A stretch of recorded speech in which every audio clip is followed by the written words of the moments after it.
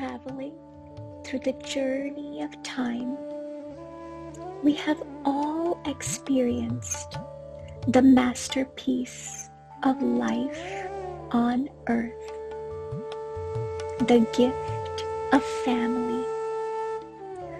And every family has a story that guides them, that sustains them, that takes us back to our roots. And the threads of this story gracefully runs through each and every generation, just like branches of a tree, supporting a variety of beautiful, fragrant flowers, but all connected to the same roots and one seed. What has history gifted as our story? The story of Satya Naraine.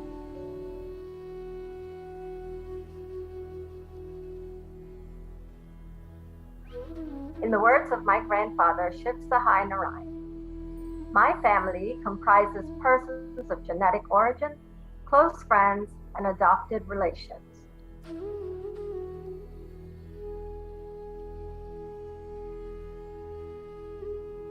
My fondest memories are the love given by my elders and the respect by my juniors.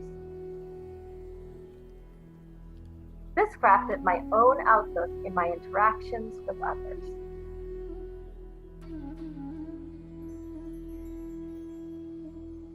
Hello, I'm Kavita. I'm the second grandchild to Shiv and Betty Naraine. It is such an honor to present one of the facets of my Nana's life, his family life. Indeed, Nana and Nani could have given a masterclass on navigating raising a family. As you will hear in the next hour or so, Nana was a man of very few words. It was his action that left the greatest impact on his children, his relatives, and indeed the world at large. He lived his life solely based on his moral compass, and it is this purposeful walk that left us a legacy to all be proud of and certainly continues to be the greatest impact in my life. There are so many memories that I have of Nana and Nani, and so many life lessons that continue to guide me. But it was their unlimited love that carries me through time. Today, I will be co-hosting this segment on family life. I'm joined by my co-host Pratiksha Naraine. Pratiksha is the fourth grandchild of Nana and Nani, and she's the daughter of Ravi and Chandra Naraine. Nana has two sets of grandchildren.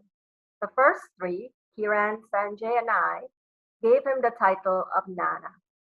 The second set, Urvashi, Kunal, and Pratiksha, gave him the title of Aja. The third co-host on this panel is Chandra Naraine. Chandra is Nana's daughter-in-law and Ravi Naraine's wife. She's also the mother of Pratiksha and Kunal. Thank you, dear Kavita. It is the greatest pleasure to now introduce Savitri Baladin. Savi, the eldest of 6 children. Savi, you have lived with your parents in Guyana, India, and Canada. It will be quite interesting to now hear what you can share with us on their lives in their younger and mature years. How they, through their love and understanding for all families, also how their spiritual and social lifestyles to humanity have made an impact. They have both enjoyed a bond of 69 years.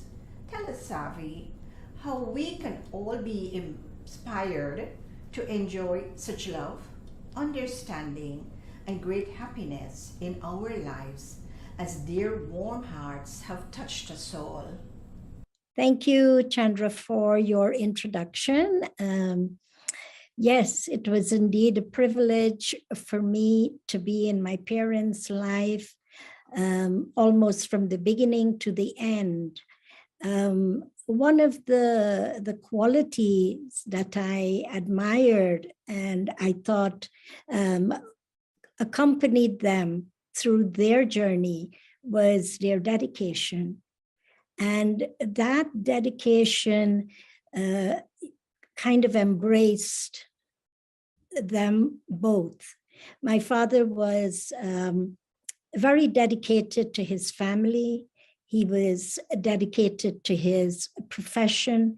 He was dedicated to the work that he embarked on, and always had an interest in furthering his education. He never stopped.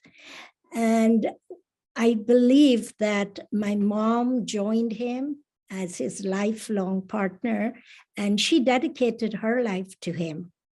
And in that dedication, she embraced everything that he was doing in his life. She complimented him. And so as a couple, they became the example to many members of the family, members of the community, and also wherever they traveled to.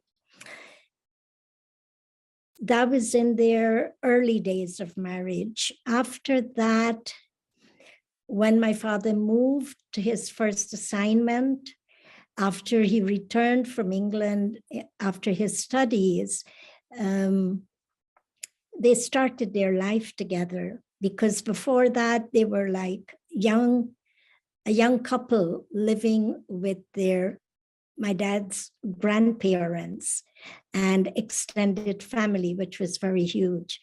And so I was sensible enough to watch them come together as a couple, starting their life with two young children who my dad was away from for about 4 to 5 years. And so it was like a starting point for them again. And it was wonderful to see how my mom kind of walked that journey with him, in that support that she gave to him as a young person starting his career. She also carved out a path for herself, which complemented his lifestyle. And so she was involved in a lot of social work. She was the president of the Balak Sahai Mandali, which had events to raise funds so that orphans, kids who didn't have parents, could go and further their studies at the university level. And so she was very engaged in that. She was on the Film Censor Board, where she was one of the members who had a viewing of all the movies that came to Guyana and then selected and edited them so that they were suitable for families to sit together and watch. And so I think these were kind of some things that really stayed with me. There were a couple, I believe, who not only served their family members, but they embraced humanity as a whole. My father, in his profession, what I can remember and what I can see was that he wanted to help a country. He wanted to help that country because his career, his profession was developing roads and sea defense. Our country is below sea level. And so he always had that job to go out there in the middle of the night when the walls, the sea walls broke away. So I think, they together, they were on separate kind of work. My mom on the social voluntary work, and my dad in his professional field. They just open up their hearts and their homes to anyone who were in need. And I think until the end, I saw when they embarked on their spiritual journey, they were also very dedicated to that.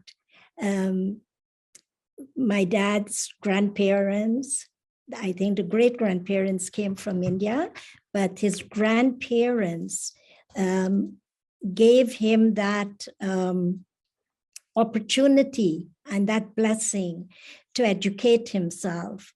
And it was like a circle in life where he gave his grandchildren that same opportunity so that they're able to go to university, because he always believed, both my parents believed, that money can finish, but education stays with you forever. They spent their last days together. It wasn't that they left memories for each other to cherish, but what I saw is that they cherished those memories together. They spent lots of time together, and so those were the last days that I was able to witness with them. And it was beautiful listening to them, talking together, laughing together as they grew old and with bodily ailments. And so I think I could sum it up by saying they were best friends. They enjoyed life together. Auntie Patsy is the first cousin of Nana's from his mother's side. And she has a treasure store of stories, some of which I'm sure we're about to hear today. Auntie Patsy, you hold the key to the best kept secret in Nana's life. Tell us what you know about my great-grandmother, my Nana's mother, and also maybe a little bit about your relationship with him. Hello, everyone. I am Mo Prashad, known to the family as Patsy. Brother Sunny is my first cousin, the son of my dad's only sister, Kisunde, who was the eldest child to parents Parsu and Rukmani. She was born at Hampton Court on the Essequibo coast and eventually had 3 siblings, all brothers, the youngest being my dad, Bisoon. From these siblings, Brother Sunny would have had 16 maternal cousins. Their father, Parsu, worked on the sugar estate at Hampton Court. We have no photo of Brother Sunny's mom, but my dad said my youngest sister, Sunita, has a strong resemblance to her.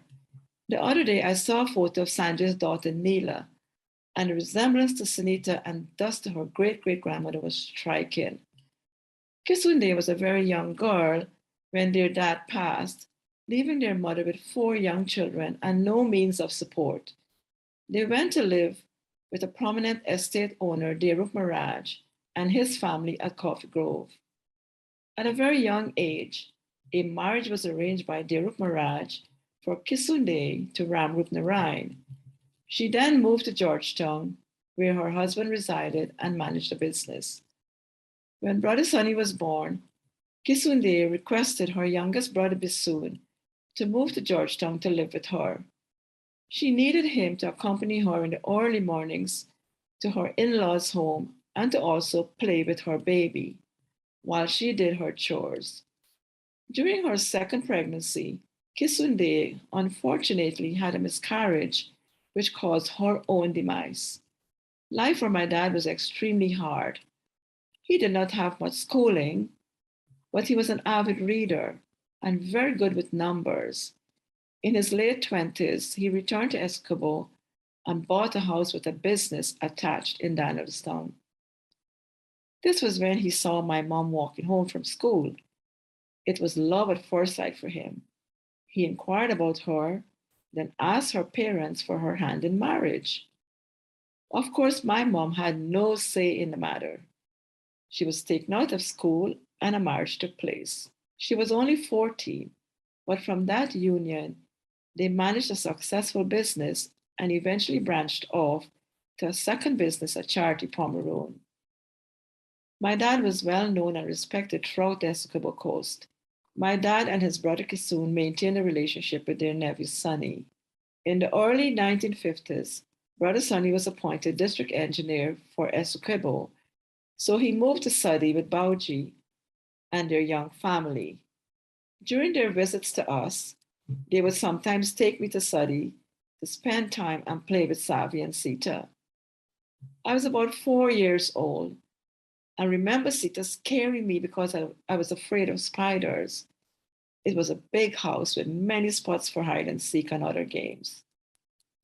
At 11 years, I moved to Georgetown to attend Bishop's High School. I stayed with Brother Sonny and Bauji and their family in Lamaha Street.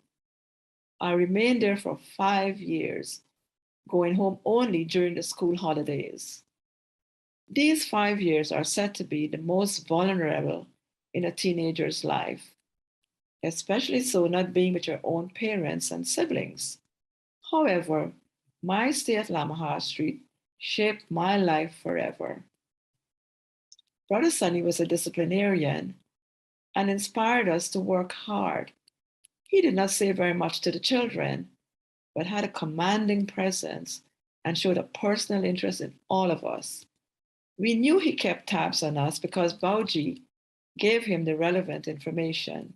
The term when the cat's away, the mice will play definitely applied to the gang at Lamaha Street. When Brother Sonny was out, especially on lodge nights, we loved gathering around Bauji, who was herself very intelligent and well versed on many topics.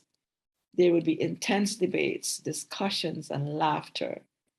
As soon as a car was heard turning into the driveway, someone would yell, "Boss," or nickname for him, and we would all scamper back to the books. Another memory of Brother Sonny is he loved having his feet massaged, and I soon became his resident masseuse.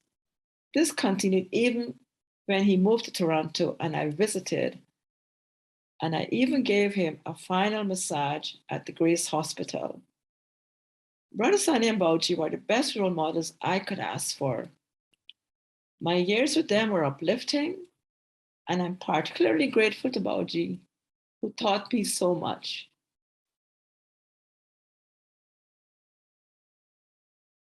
To appreciate family, religion, and to always uphold myself with dignity and quality.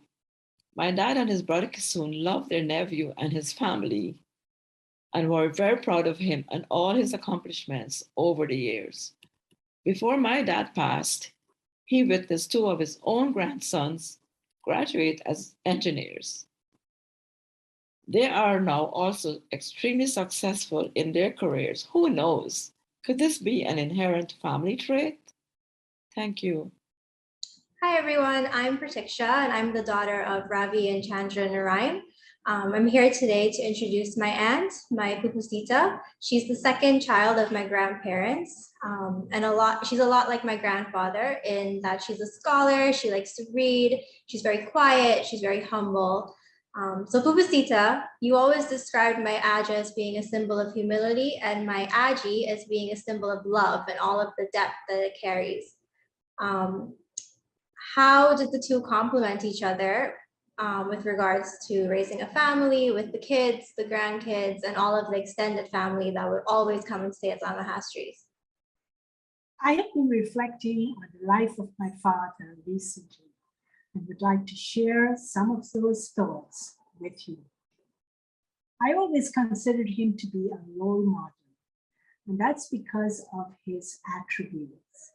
He was a very calm individual, very positive and confident, and achievements that came to him seemed natural.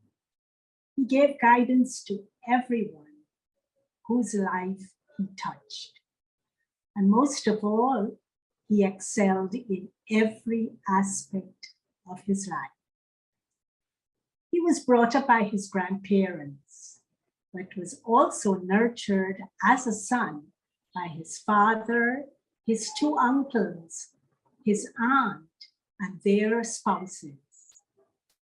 As a result of that, he was regarded as an elder brother by the entire extended family. You can say he was the bridge that crossed 5 families. That truly gives a true meaning to "it takes a village to raise a child." I would be remiss if I did not mention the integral role that my mother played in his life. Daddy was an introvert, and she brought the voice to that partnership. She had the gift of retaining information, and I think eventually she became known as the encyclopedia of information of the entire extended family. I would say to anyone, if you want advice, go to Daddy. But if you want information, go to Mommy. They both had very deep intrinsic values. And most of all, they had deep love for everyone. They took the threads of that love and wove a tapestry that will forever live in our heart. Relationships were almost sacred to them. They touched and were touched by so many people. I remember when we were going to school, we always had relatives stay with us. And at one time, we had about 10 other relatives staying with us, all going to school. And I would like to refer to them as our bonus brothers and sisters. The good thing about that was that we were all treated the same way. We were subjected to the same liberties and the same restrictions. One relationship that I think is noteworthy of mentioning is one of a baby and 2 adults. We had some neighbors that lived just next door to us. It was a young couple that had a baby. And the baby used to cry in the mornings. So one morning, my mother said to me, "Why don't you go over and tell her mother to send the baby over?" So I went and I told the mother that my mom said to send the baby over. She was reluctant, but her husband said to her, "Go ahead, send the baby." When I brought that baby, and that baby went into my mother's arms, the crying stopped. It was so amazing. And that relationship lasted a lifetime. That child was very lucky in that at her marriage in India, she had 2 sets of loving parents to give her away to the bridegroom. I think there are countless number of aunts and uncles that I can remember in our lives. And that's only because my parents, their friends were all family to us. There's so much I can say about the richness of their lives. 2 things that remained with me about my father is that he was a very contented person. And for all the achievements that he had acquired in his lifetime, he was the essence of humility. For my mother, she had intense love for all. And I can still remember her infectious and happy laughter. I always took advice from my father. I can feel his presence in my life even today, whenever I'm making decisions. In conclusion, I would like to share with you something, a quote that came from an unknown source, but it always appealed to me. And when I was reflecting on their lives, I thought it aptly described what they were in life. It is a definition of family.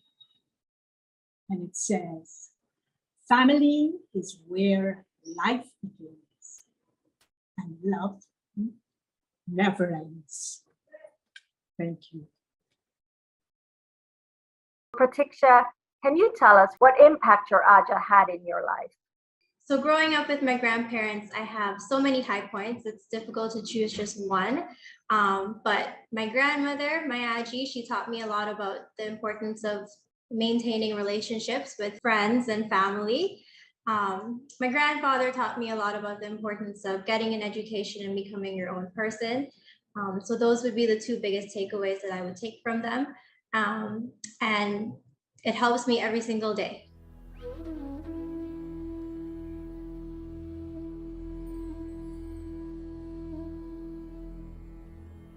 Between 1943 to 2004, I worked with every administration in Guyana in different capacities. My political service was neither career nor ambition-oriented. For me, it was an opportunity to continue public service at a higher level of responsibility. I supported strong, bold, purposeful, and visionary leadership, and I engaged in programs which expanded the economic, social, and cultural base of the society. Hi everyone, my name is Kamini. I'm Krishna's wife and Urvashi's mom. I'm honored to be co-hosting this discussion on the professional life of Shiv Sahai Naraine. My co-host is Kiran, Savi's daughter and the eldest grandchild of uncle and auntie. SS Naraine, or Steve Naraine as he was also known, gave more than 60 years of service to Guyana. He was a civil engineer, a legislator, and a diplomat. Today, our panel will look back on Uncle's views on education, the principles and approaches he embraced in his professional life, as well as some of the highlights of his multifaceted career. Sharing today are Verna McCallum, Uncle's executive secretary for 15 years, Uncle Joshua, who was a government minister along with Uncle, and Ravi and Krishna, his sons, themselves civil engineers. First question goes to Ravi. As I mentioned, Ravi is himself a civil engineer. He's worked for many years in this field in Guyana, Afghanistan, and Ethiopia. My question, Ravi, is, growing up in Lamaha Street, you would have heard firsthand Uncle's views on education. Please give us an insight into Uncle's thoughts on this continuous aspect of life. I'm here at the office of SRK Engineering, Guyana, where Daddy's legacy is very much alive. Thanks, Kamini. I will try to summarize Daddy's educational journey and how it impacted some of our lives. Daddy always believed that education was not only supporting people how to answer the exams, but it was teaching people how to think, how to distinguish right and wrong, and how to make decisions and become better people. He strongly believed that education and being professional were generative and beneficial things in the life of a person, being important in the development of the mind and your character. Daddy not only ensured that his children and grandchildren fully understood this, but also all of his family, fellow engineers, and others who came in contact with him. Daddy's educational journey was incremental. After completing his primary education at the age of 30, his grandfather encouraged him to pursue a secondary education without knowing where that would lead. Well, although life was then very challenging, it did not take long for this question to be promptly and remarkably answered, as his secondary education, which started at the Modern High School and ended at Queen's College, was highly successful and resulted in his passing with distinction, I may add, the junior and senior Cambridge level examinations. After passing the London Higher Examination, which was the highest education to be obtained in British Guyana through the formal system of education at that time, he went on to pass the parts 1 and 2 of the London Institute of Civil Engineering examinations and obtain his BSc Engineering in the mid-1940s. That actually started his engineering career. In that same year, he wasted no time and was awarded a government scholarship to continue his tertiary education at the Queen Mary College at the University of London, where he qualified with a BSc Honours in Civil Engineering. Daddy was one of the first Guyanese to have achieved this milestone. After attending a 3-month course in business and public administration at the University of the West Indies in Jamaica around 1960, he promptly followed up with a government scholarship for a 1-year diploma course at the International Course in Hydraulic Engineering at Delft Technological University in the Netherlands, where he majored in coastal engineering and groundwater engineering. Mommy and I indeed accompanied him to the Netherlands. There, I attended a Dutch kindergarten school and became somewhat fluent in speaking Dutch and was quite helpful as Daddy and Mommy's translator. I personally would like to refer to an experience which dearly motivated and helped me in building my career.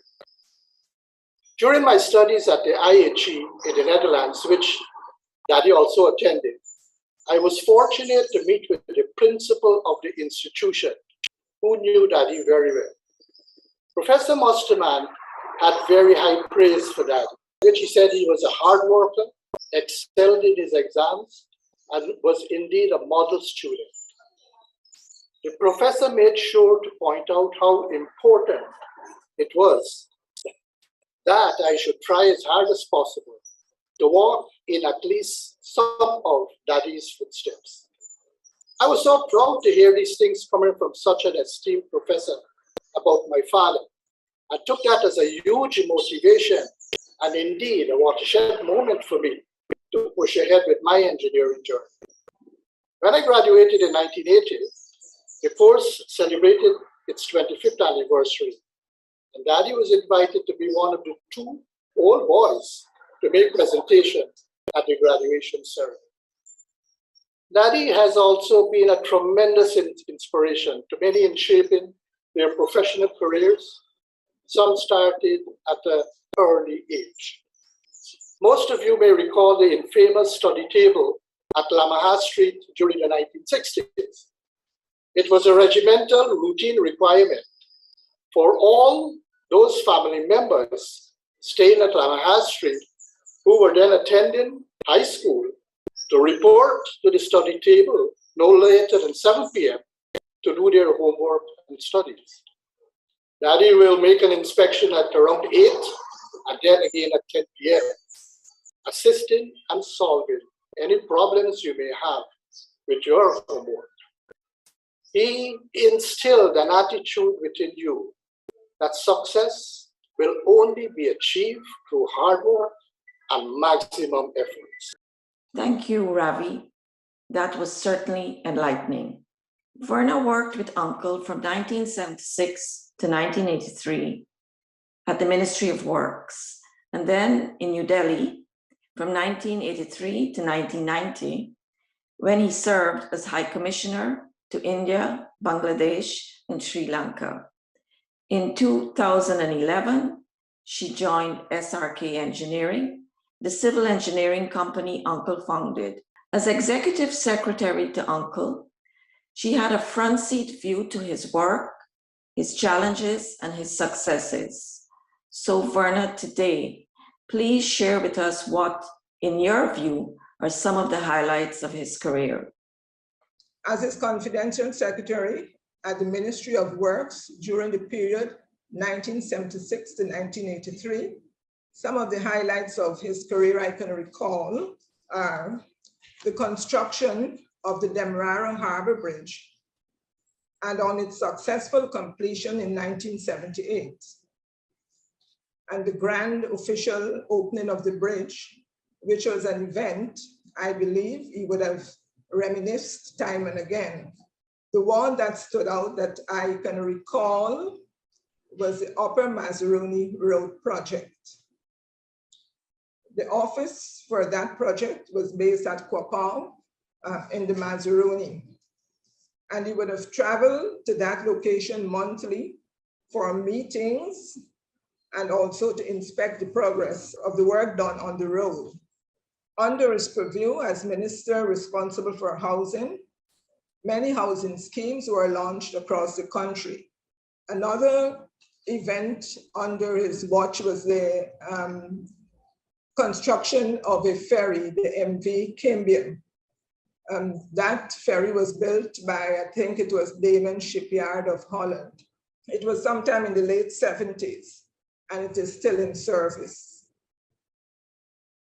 Being responsible for overseeing the work of some of the state-run corporations, and one of them being Guyana Airways Corporation, I remember the government of Guyana and the state government of Roraima entered into an agreement for Guyana Airways to fly weekly to Bovista, the state capital. On the occasion of the inaugural flight to Bovista, the Guyana delegation was headed by Minister Naraine, and the party was received by the governor of the state of Roraima, who hosted a reception in honor of the minister and his party, in honor of the relations between the two countries. As High Commissioner to India, Sri Lanka, and Bangladesh, his first major role as High Commissioner to India was for the preparation for the Commonwealth Heads of Government meeting, which was being hosted by India. Guyana was represented by a delegation headed by the then President, Lyndon Ford Sampson Burnham. So you can imagine all the preparations that had to be put in place for the delegation and the meeting.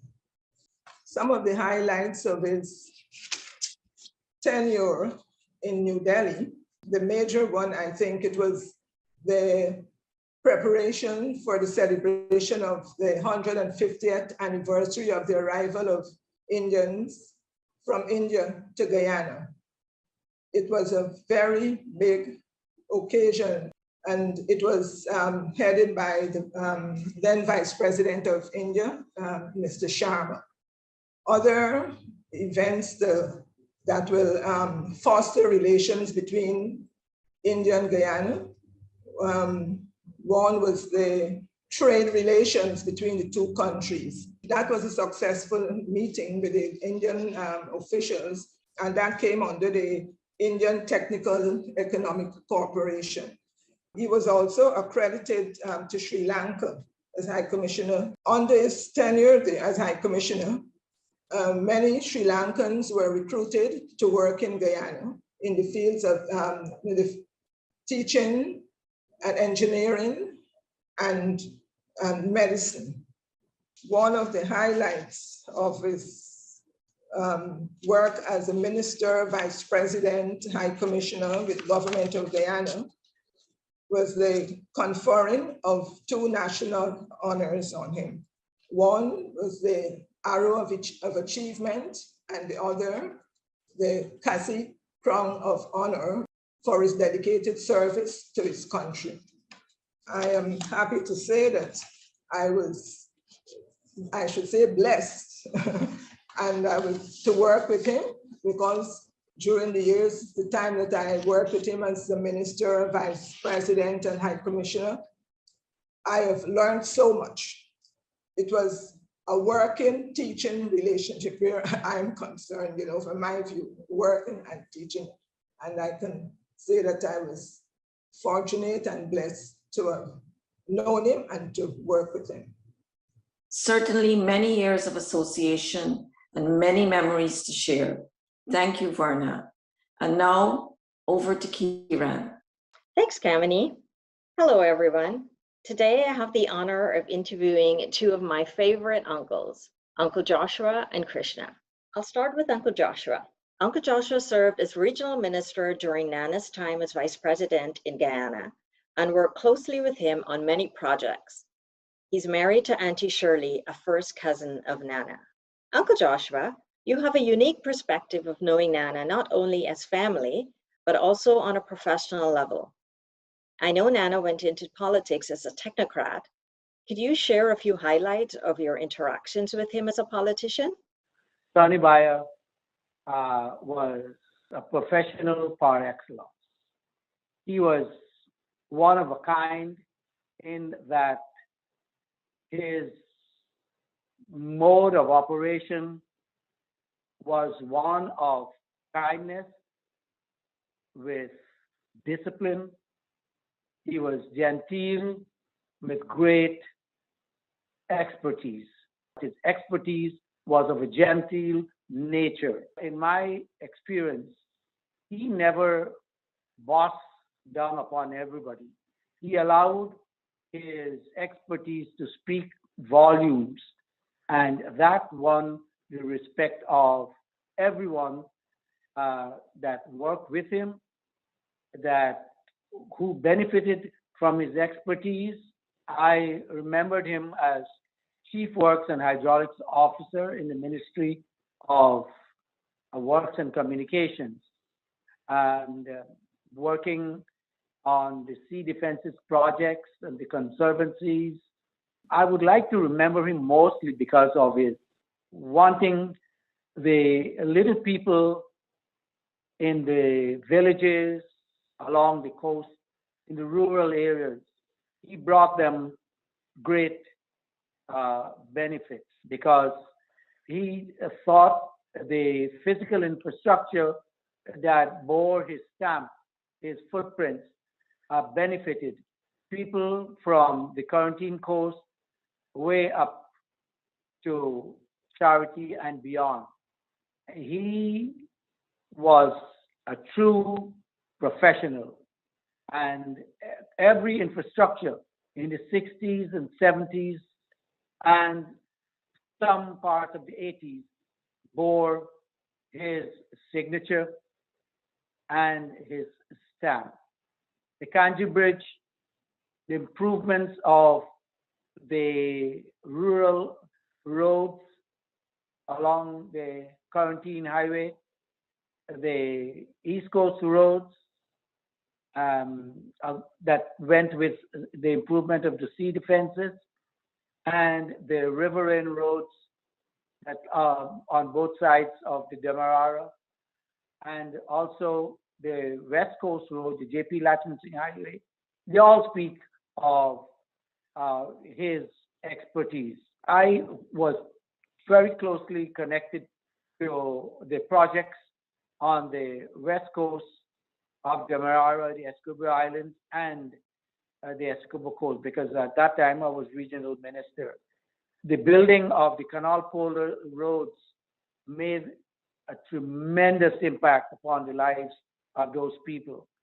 Imagine that for the first time, they were able to transport their produce, and those are all agricultural areas.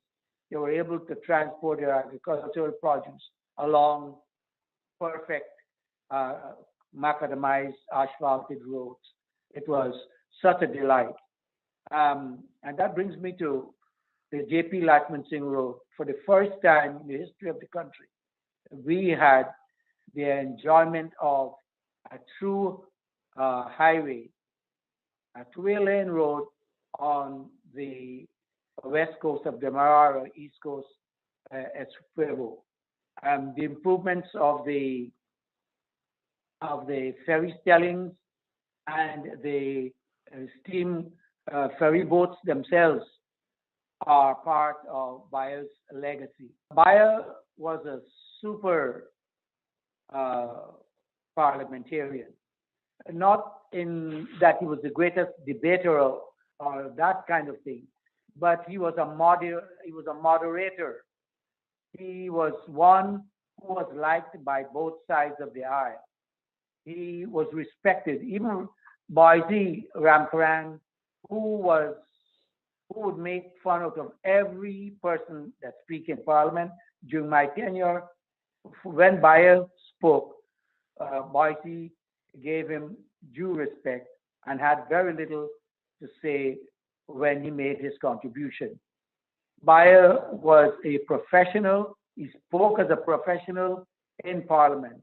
And as you all will recall, he was among the first technocrats that the government of Guyana had involved as a parliamentarian and as a minister. He was one of the first technocratic ministers in the government of Guyana. He was admired both by the local parliamentarians and the Commonwealth Parliamentary Association for his sterling contribution to parliamentary debates.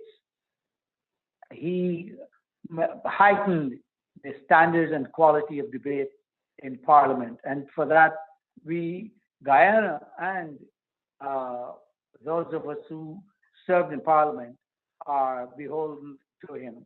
He was an iconic human being in the service of Guyana. His legacy, not only in his expert field of sea defenses and works and hydraulics, physical infrastructure, he laid the first communication link with the outside world. He was responsible for that. Positions and authority never bothered him, and that never allowed him to lose his dignity, his courtesies, and his camaraderie. Bayer was indeed a one of a kind, and it was a real privilege, and it was an honor to have served with him. Thanks, Uncle Joshua. It's wonderful to hear about Nana's work and his outstanding contribution to the development of Guyana's infrastructure, from housing communities to roads and bridges and much more. And now I'd like to move on to Krishna. Krishna is a civil engineer with a PhD from IIT, Indian Institute of Technology, and managing director of SRK Engineering. Krishna, can you share your reflections on Nana's legacy and the impact he's made on your profession, being an engineer yourself? I'd like to touch on my father's engineering career in Guyana. As you would have heard, that he was a graduate from the Queen Mary College at the University of London. Now, before going to the University of London, he had to obtain a scholarship, which in those days was a colonial scholarship to go to the university. And this scholarship was based on performance at the senior Cambridge and an apprenticeship he had to do at the Ministry of Public Works. And after doing very well in those two, he was awarded a scholarship to study civil engineering. Now, on his return to Guyana, he embarked on a career that became extremely successful. He started, of course, as a junior engineer working under the colonial engineers at the time. And he progressed up to a position that was known as the Chief Works and Hydraulics Officer, which was the top engineer in the country at that time. So he started from the bottom and in a matter of 7 years, moved right up to the top. And this was true, not through coincidence, but it was through hard work. He was a very dedicated engineer, dedicated to his country and dedicated to helping the people of his country. Now, during his ascent to the position of Chief Works and Hydraulics Officer, he would have done his exams from the Institution of Civil Engineers in London and became a member of the Institution of Civil Engineers, which at that time was the premier qualification in civil engineering, not only in Guyana, but in the United Kingdom. And later on, at a very young age, he would have also become a fellow of the Institution of Civil Engineers. He was also appointed by the Institution of Civil Engineers London to be an examiner in Guyana for people wanting to write the exams to become a member of that institution. A few engineers in Guyana would have written those exams under him, and he played a very major role in setting the questions for those exams and marking them and advising the institution, if which of the candidates would be successful. He also was very, very interested as in his postgraduate studies in the Netherlands. He did coastal engineering, and he was very interested in the behavior of the Atlantic Ocean on the coast of Guyana and on the riverbanks of Guyana. And as a matter of fact, in 1962, he wrote a paper, The Design and Reconstruction of 7 Miles of Sea Defenses on the east coast of Guyana, for the Institution of Civil Engineers. And it was adjudged that year, 1962, to be the best paper for international problems out of the UK. He maintained a very close relationship with the United Kingdom and the Institution of Civil Engineers London while he was practicing engineering in Guyana. Later on, when he would have ascended to the position of Chief Works and Hydraulics Officer, he was in fact in charge of all of the country's sea defenses, drainage and irrigation, buildings, roads, etc. So the works component of the works and hydraulics would be the roads, the buildings, and the hydraulics part would be the sea and river defenses and the drainage infrastructure, drainage and irrigation infrastructure. And in fact, in his career, he would have developed some major drainage and irrigation and sea defenses infrastructure in Guyana. And I'm sure when the history of engineering would have been written in Guyana, his name would be mentioned high on that list, because not only did he practice engineering, a very dedicated engineer, but also his engineering colleagues had tremendous respect for him. Even to this day, they still express that level of respect whenever they talk about him. Now, when I came back to Guyana, which was in around 1989, 1990, of course, he was here, and we formed this company, SRK Engineering. And I had the distinct advantage of, working with him and working with some of his colleagues. I had to go to several sites, villages, and so on. And anywhere I would go, and the people, whatever economic class they're from, poor people, rich people, middle class, or whoever they are, and they knew that I was, Steve Naraine's son. They would address me as young Naraine, and they would express, they'll be very grateful that, for the works that he would have done in their community. So it was a privilege not only working with him, but being, being his son, because, I really had a push start to my career, and I was able to, he was able to guide me correctly in my career. So in conclusion, I would say that my father was a very dedicated person. He spent a lot of time on his engineering works. He always told us that, there's a difference between, knowing your subject matter and mastering your subject matter. And that mastery can only be accomplished by dedication and application. As you know, civil engineering is an applied subject. So it is not enough to really know this thing on paper. It has to be applied. And it is in the application that one realizes how much is understood. And he always stressed that point. Always apply, always help people by the applications of your engineering. And that is the principle that we follow in our practice at SRK Engineering. Daddy was one who used engineering to really become spiritual in the end. Thanks, Krishna, for sharing a part of Nana's life that I was unaware of. His legacy is one for the history books, that's for sure. And also, special thank you to the rest of our panel, honorary Naraine family member Verna, Uncle Joshua, and Mama Rava. I feel like I've now come full circle. Growing up, I didn't really pay attention to Nana's work. It's only when I lived with my grandparents during Nana's retirement years here in Toronto that I began to realize the magnitude of his work. He achieved excellence in every stage of his career, and that's a difficult act to follow. It'll be hard for anyone to supersede this, including myself, but I was privileged to learn from him, and those life lessons I still use today. And while we didn't say it, it's understood that with all of Nana's professional achievements and awards, most of them would not be possible without the support of Nanny. She made a sterling contribution to the social aspect of his professional life, and was with him every step of the way. Another part of my grandparents' life that was in sync was her spiritual journey.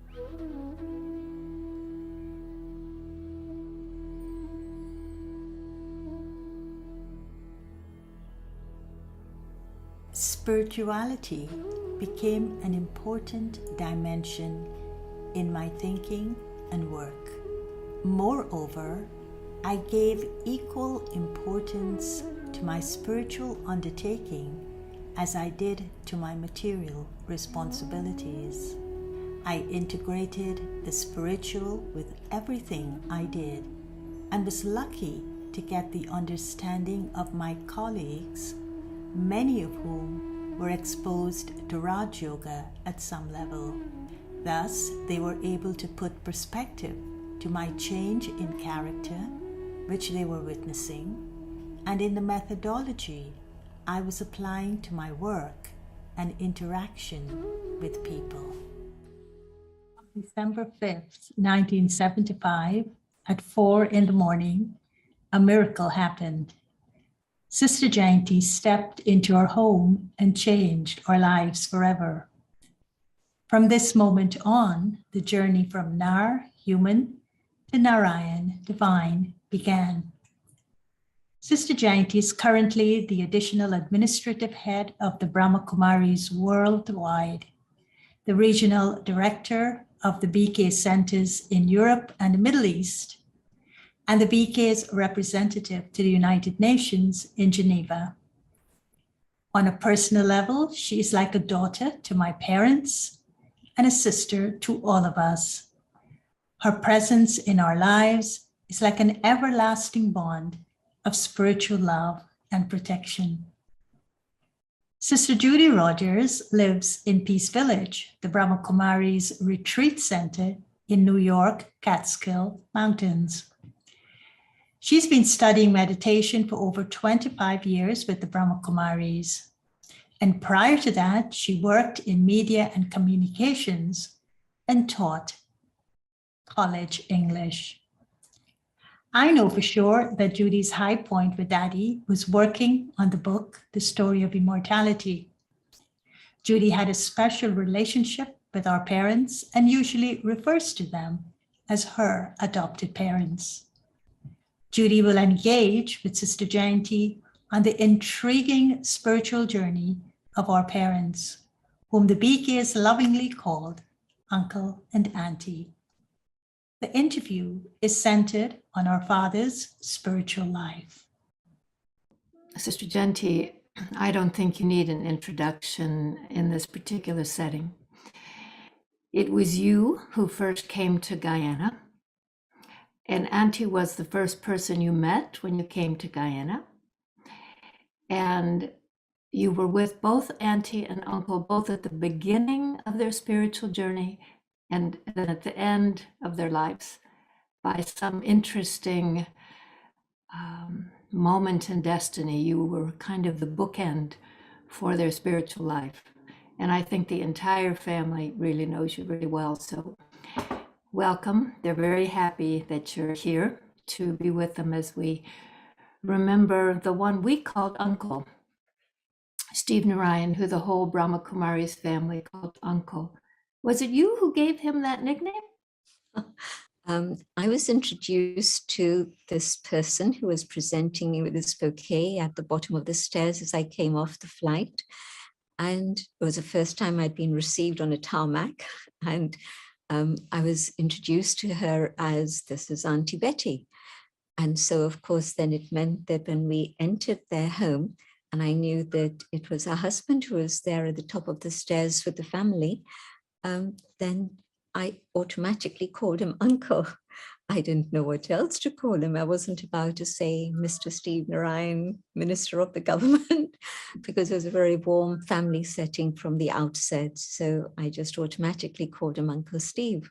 And so when we'd be phoning London, and I'd be phoning Daddy Janki in London regularly, and Auntie loved that because she thought that it just indicated that I had come from a family to another family.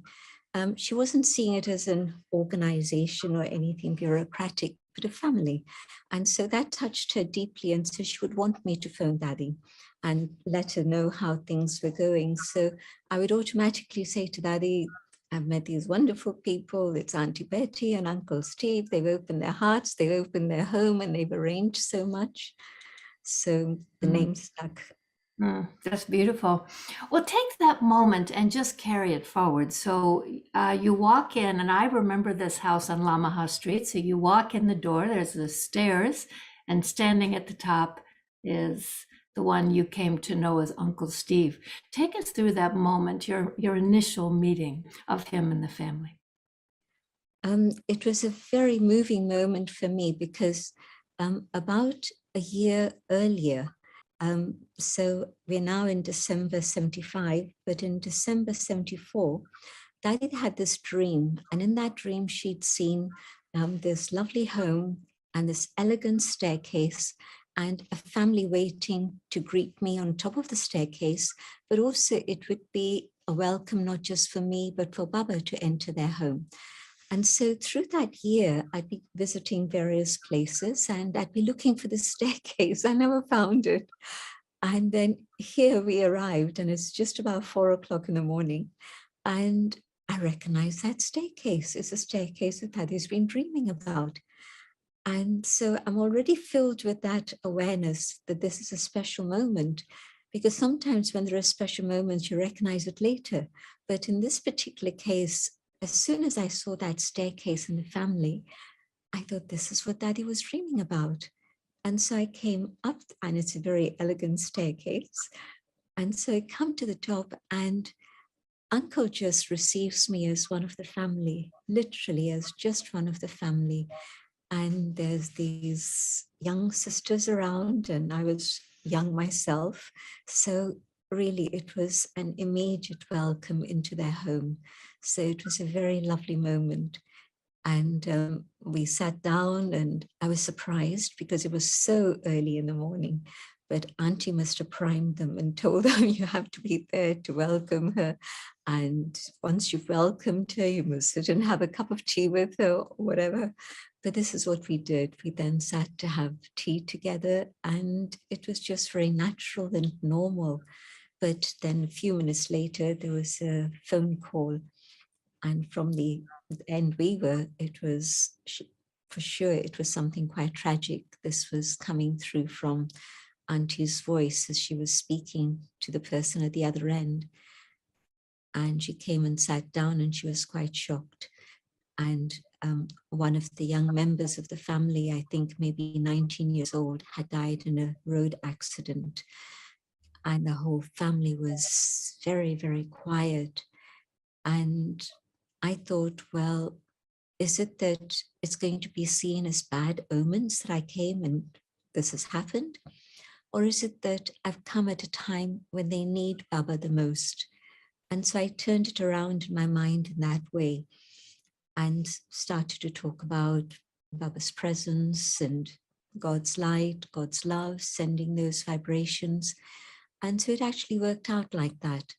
And so from that day on, it was immediately satsang, a gathering in which you would have spiritual ideas being shared.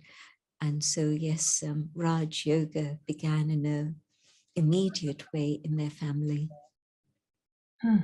That's very interesting and kind of auspicious, the whole arrival story. So as you got to know Uncle, I mean, he had a soft voice. His presence was very soft and humble. say a little bit about how he struck you, because he had big titles, right? I mean, here was a VIP, and yet his presence is really humble. What was your take on Uncle? What kind of a man did you take him to be? What was your experience of him? I found him immediately very, very available. And he would say to me, if you need to check something out, if you want to talk to me, just let me know.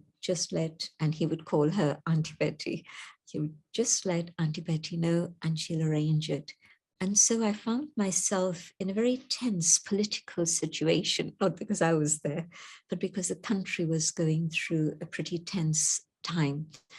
And I would go to him and I would say, the pundit is saying this and somebody else is saying this, and I'm not quite sure how to approach it. Should I do this? Should I do the other?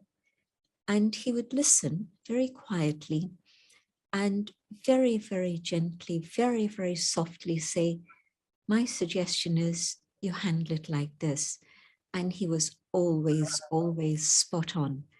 And it was clear that Baba had put him there in a sense to make sure that two young sisters, there was another sister who arrived about a week after I'd come, Sister Latta from Surat, who's passed on. So the two of us, he would just treat us as we were his daughters, and he would guide us through whatever it is that needed to be sorted out. So everything was immediately, checkpoint was Uncle. And always the advice was kind, considerate, and very far-sighted. When you think about wisdom, then you understand that it's not just something that seems good at this moment, but it's coming from someone who's looking to the future and seeing how things can develop and what would be the best development possible. And so he was always, always sharing with us in that way. And so when I'd be approached by a radio station, can you come and do this? I'd tell them, I'll get back to you, because I really didn't know how things were going to work out, because the pundits were, I know, at some point going to get very antsy about the Brahma Kumaris being there. I could have predicted that. And on the other side, the tension between the different communities in Guyana at that time and all of those things. So I'd say, I've been asked to do this radio program, shall I do it? And he'd ask me a few questions about, and he knew everybody. When I'd mentioned the name of the person who was likely to be interviewing me, he'd know them. And he'd say, yeah, this is a good person. He won't want to cause damage. He'd want to support your work. So he would always give me inside stories and information in that way. So Baba really put him there to make sure that we navigated that road very, very carefully and tread on nobody's toes, and everything worked out beautifully. And how about Raj Yoga? Did he accept right away? He must have been a practicing Hindu. Here you come with this new take on things. Did he understand what you were saying? Did he accept what you were saying? He was listening intently, but I think he was processing everything he was hearing. And I think it was the kindness and goodness of his heart that had been touched. And so he was always there to support. And I think what made him actually become a Raj Yogi was Moini Ben's arrival. Until then, he was very close, and he was Baba's advisor. He was the one who was guiding us and listening with attention, very earnestly. But it was that retreat, which was the first retreat that I'd ever even been to, never mind organized. But it was Auntie Betty who'd done a lot of the organizational things behind the scenes. And it happened to be Uncle's aunt's place, a coconut estate. And so it was gorgeous. And we didn't drink water for 3 days. We only drank coconut water. So just imagine the bucketfuls of coconut water. So lovely little touches like that. But Uncle was going to be busy until the Sunday. Then Sunday he'd come. And then Moini Ben had arrived. And so the retreat was partly to honor her and welcome her and have her meet the family, the spiritual family that had just begun. And I think it was meeting Mohini Ben and then having proper lessons with her that actually made him become a Brahmin. So he was family before, but he became a student after. Mm. And so you knew him over time. I mean, many years, many years. Well, I have two questions. One question is, how did he engage with the Brahma Kumaris when he came to India and the senior brothers of the Brahma Kumaris were there? What was that engagement like? That's my first question. I myself wasn't there at that time because Uncle had an engagement in India, an official engagement. And so he decided to have the family go, and Dadi Gulzar had just visited. This would have been 1976. And so Dadi had, of course, invited the whole family to come to Madhuban. And so August wasn't a time that I'd be visiting Madhuban. In those days, I'd usually be going in February. So I wasn't there when he met with the brothers at that time. But he would be passing through London very often. On his way to India, he'd stop over in London and meet with us. And on the way back, when he came, he was telling us about his meeting with Didi and Dadi Prakashmani, and also, of course, his meeting with Baba. Baba especially came to meet the family. And of course, Sister Gayatri would be the one who would tell you all about that. But what he remembered, of course, was the meeting with Baba and the meeting with the Dadis, and how these wise women were so loving and kind and gentle. And he could see how the organization had grown from a little family outfit, in a sense, and now was reaching out to the world. And he was so happy that Baba had put these sisters in front. So he didn't mention the brothers too much, but it was more his connection with the sisters, the daddies. And of course, they gave the whole family a huge amount of love and embraced them.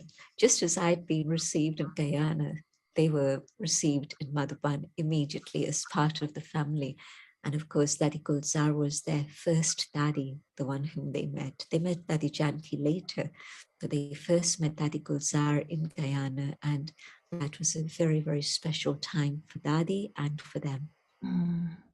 So what changes? Did you see him change over the years? Was he a different Steve Naraine and, 20, 30, 40 years after you met him than he was on the day he welcomed you at the top of the stairs? I think it was just his commitment to Baba and Raj Yoga and his vision of service and how things could move forward. That just became more and more unlimited. And I could just see that that was the thread that was running through his life. And I think also there were 2 heart surgeries that he went through. One was probably in the 80s, and then another one some years later. And the one in the 80s was at Hammersmith Hospital in London, which is about 20 minutes away from where we stay. Even in those days, it was just 20 minutes away because we are still in the same neighborhood in North London. And I think that those surgeries also changed his involvement in politics, probably, so that after the first surgery, he took on a role as a diplomat rather than a politician. And then after the second surgery, I think probably he just sort of gradually moved out of politics. So I saw that change happen. And I saw him cope with those surgeries in an amazing way, just with the power of yoga and his own life of discipline. I don't know how disciplined he was pre-Raj Yoga, but certainly from the time that he began Raj Yoga And why I'm saying this is because those of you who've been put on a salt-free diet forever, forever, forever, would know that it would be very easy to stray from that just because, you know, you want to taste something that's tasty and nice. But Uncle, absolutely disciplined. This is what the doctors have said, and so this is what I'm going to do. And so tremendous amount of personal discipline and no sense of hardship about it. No, this is what I need to do. This is what I'm going to do. And so that was a very simple external thing about salt-free diet. But it was also applicable in the way that he approached Raj Yoga. Baba has said early morning meditation. He made that immediately a part of his life. And so cabinet meeting finishings 2 a.m. in the morning, and he would laugh and say, well, most people begin their day with Amrit Vela. Well, I end my day with Amrit Vela, because then he'd come to, he'd go for meditation, and then he'd rest, and then he'd begin his day a few hours later. So very, very disciplined. So maybe that was part of his character anyway, but certainly this was very visible. But his loyalty to Baba, and he would be able to anticipate how people would respond to Baba's knowledge. And so he would say, well, you know, this might be something difficult for people to understand. Why don't you put it like this? And so again, always there with that vision of what the outcome is going to be already understood. And so helping us move in that way. So a huge amount of wisdom, a huge amount of experience from the world out there, which he brought into the family, and his support for our projects. Because when we started with all our international projects, again, he was the one whose voice was very strong support for us. And he would tell the brothers, but you know, let them try it. They've got new ideas, and Baba wants us to do new things all the time. And so why don't you let them try it? And so just a little word from him. And of course, they would recognize the authority and the wisdom behind just a few words. Like Baba said the other day, just a signal is needed. And so he would give a signal and people would understand. And then we'd move forward again. And whenever there was a sticky point, and there were many sticky points in the international projects, again, we'd approach him and he'd ask us a few questions about why and how and what we were doing. And when he understood, then yes, when it was time to meet with the brothers, he would come with us to meet them. Always, always so supportive. Now, he had a bit of a special relationship with Dadi Janki.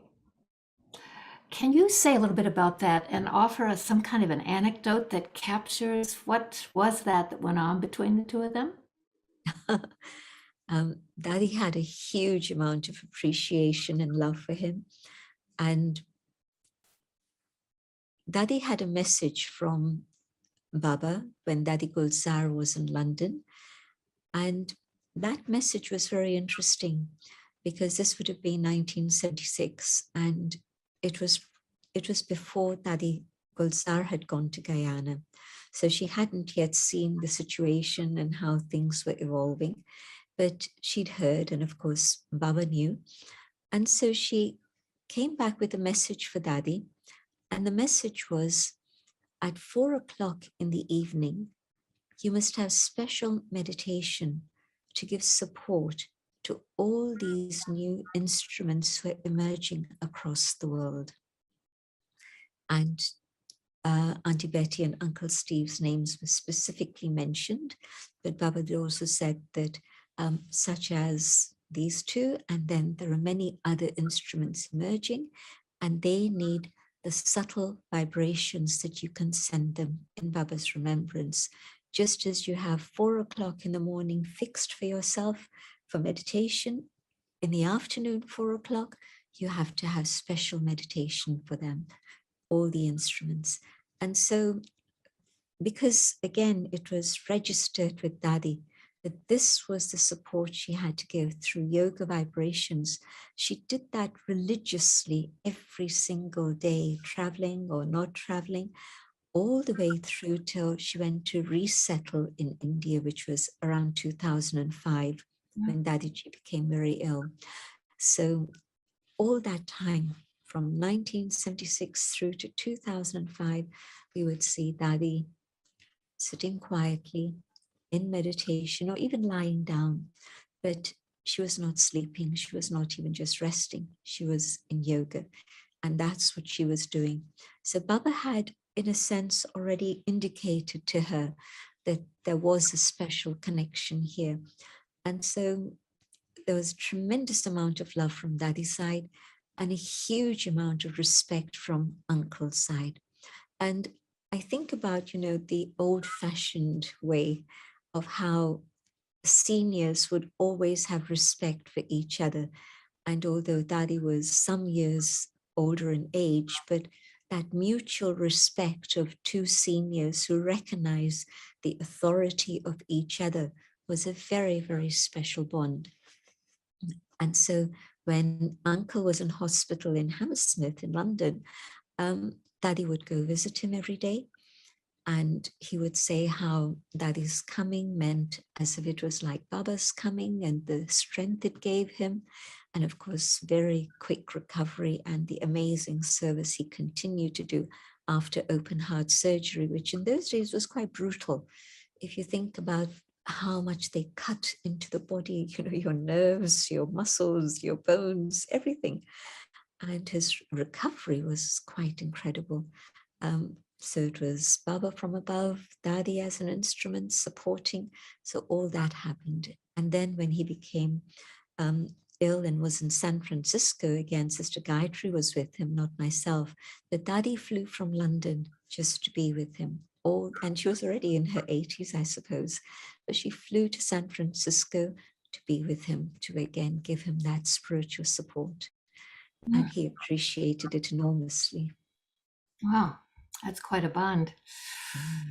So, at the end of his life, you went to see him in Toronto, right?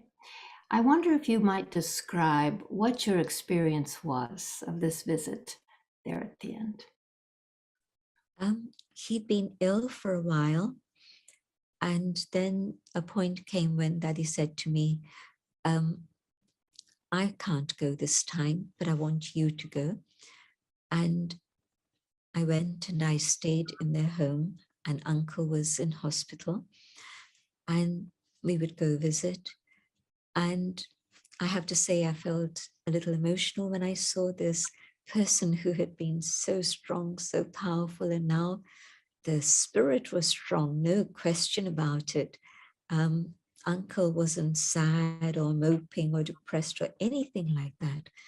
The spirit was bright and shining, but the body was extremely weak. And I was supposed to go for about a week.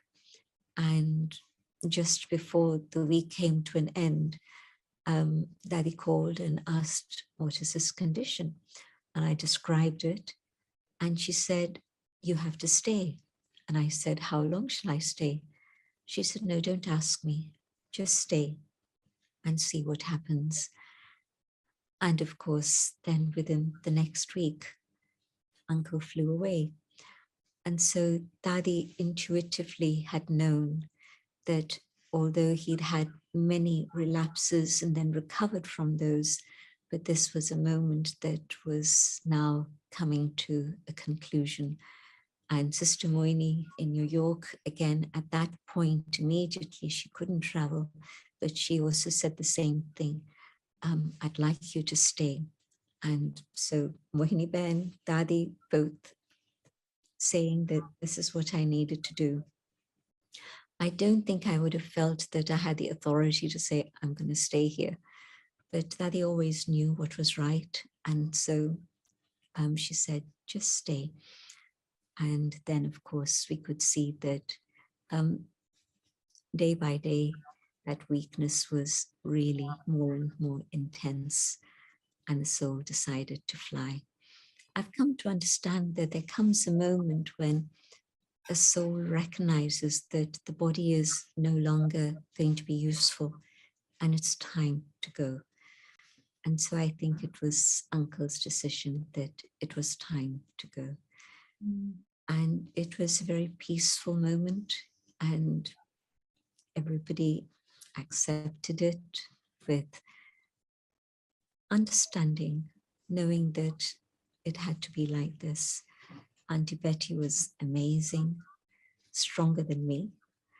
I had some tears, but Auntie Betty, absolutely calm and steady and still.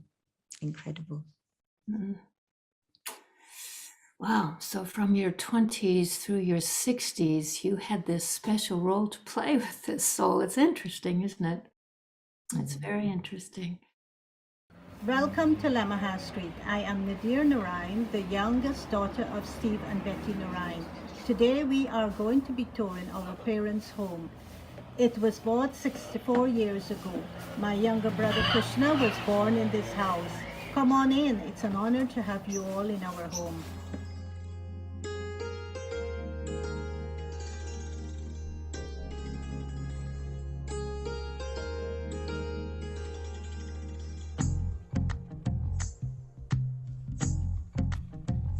तू ही तो जन्नत मेरी, तू ही मेरा जुनून, तू ही तो मन्नत मेरी, तू ही रूह का सुकून, तू ही अखियों की ठंडक, तू ही दिल की है दस्तक, और कुछ ना जानूं मैं, बस इतना ही जानूं, तुझ में रब दिखता है यारा, मैं क्या करूं, तुझ में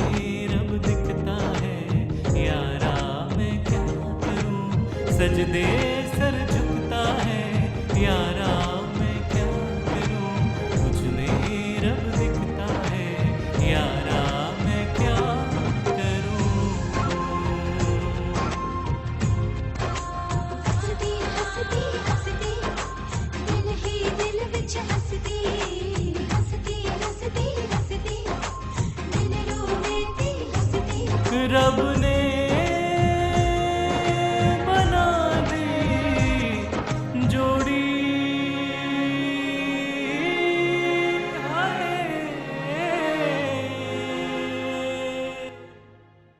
experiences at 106 Lamaha.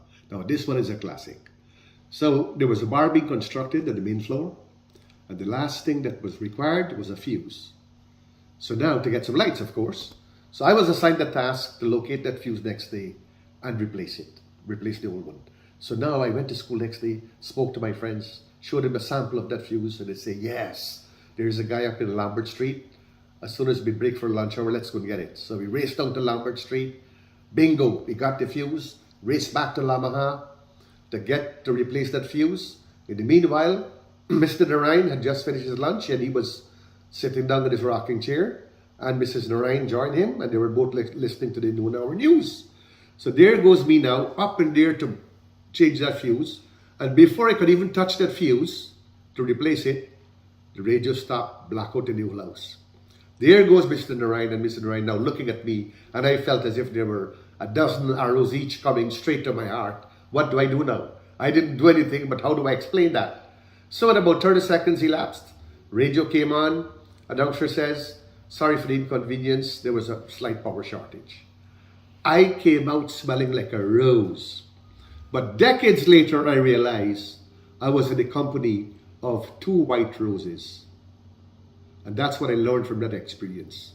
Silence and being amongst 2 white roses. The Lamaha Street experience.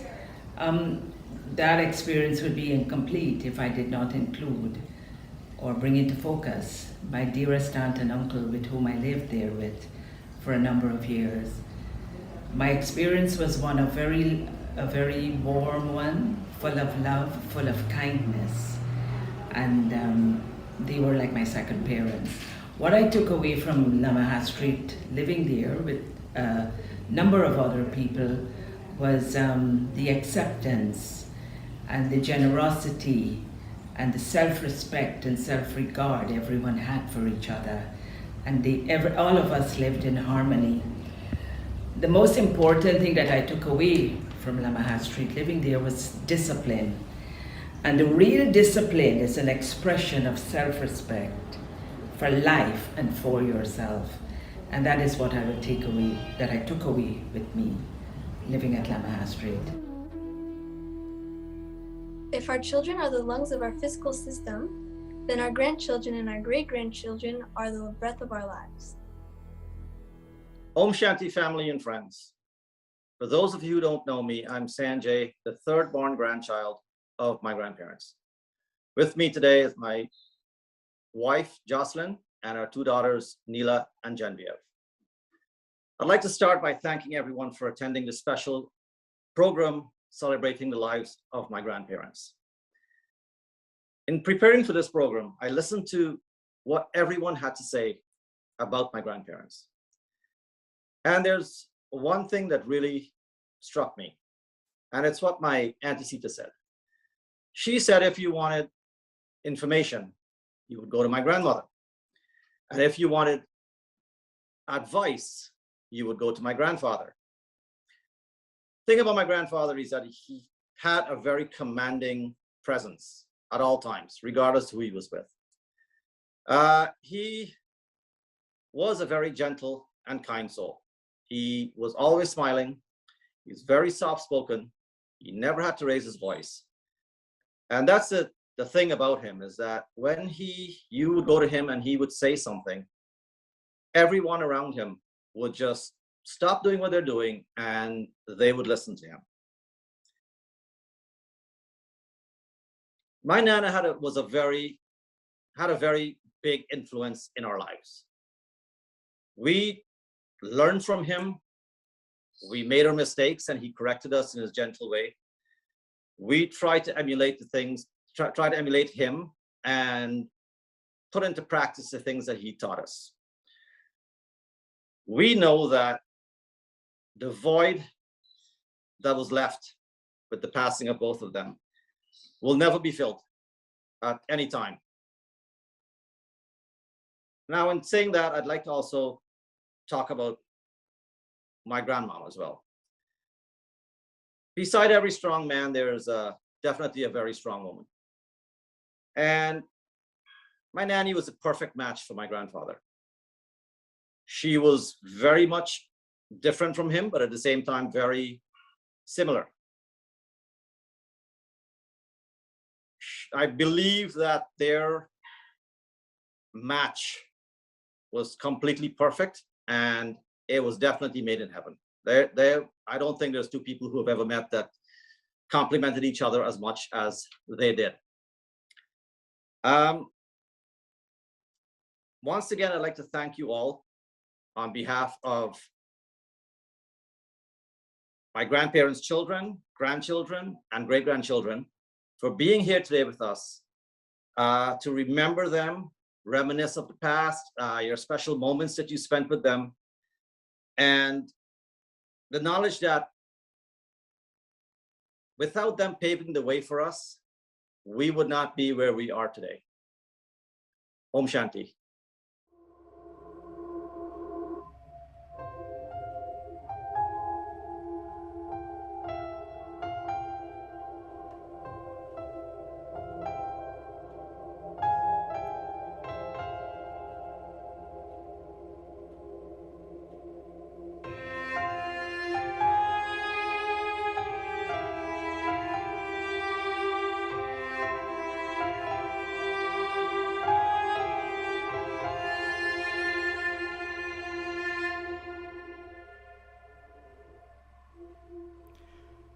जी चाहे जब हमको आवाज दो, हम हैं वहीं, हम थे जहाँ।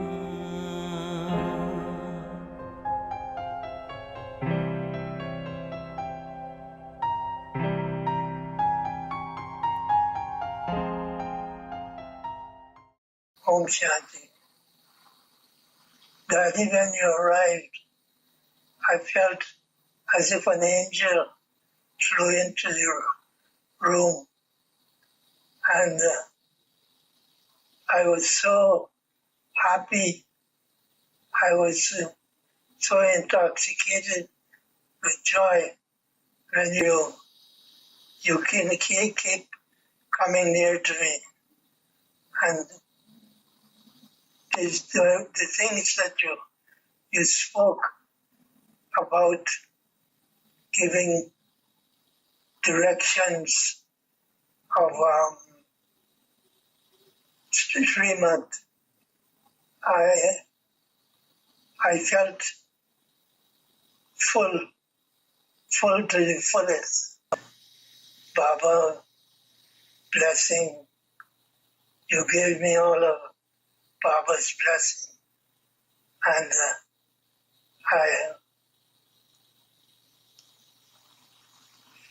it was as if Baba was guiding you every minute. And one cannot forget the strength and the courage with which you have been moving around. Thank you, Dali. Thank you. I can't thank you enough for the visit. Sitting quietly, reflecting on the destiny of the drama and the one who's the director of the drama, the Supreme, the being of light, the one who knows all the secrets of the drama and recognizes his air quality children, the one who shared beautiful messages with Auntie Betty and Uncle Steve, revealing to them the secrets of the role that they would be playing. I focus on the Supreme, the Almighty Authority, the being of light.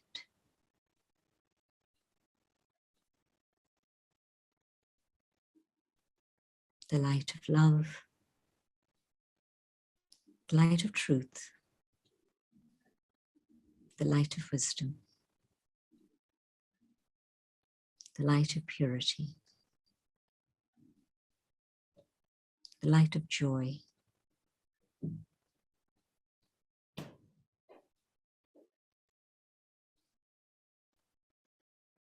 God's light surrounds the ancestor souls.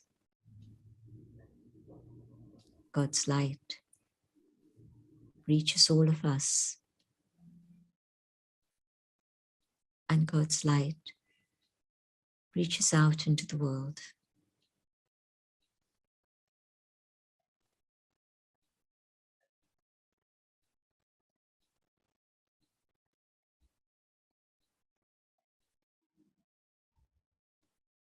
Staying with this light, I come back to the awareness of the moment here and now. That I hold this connection with the light.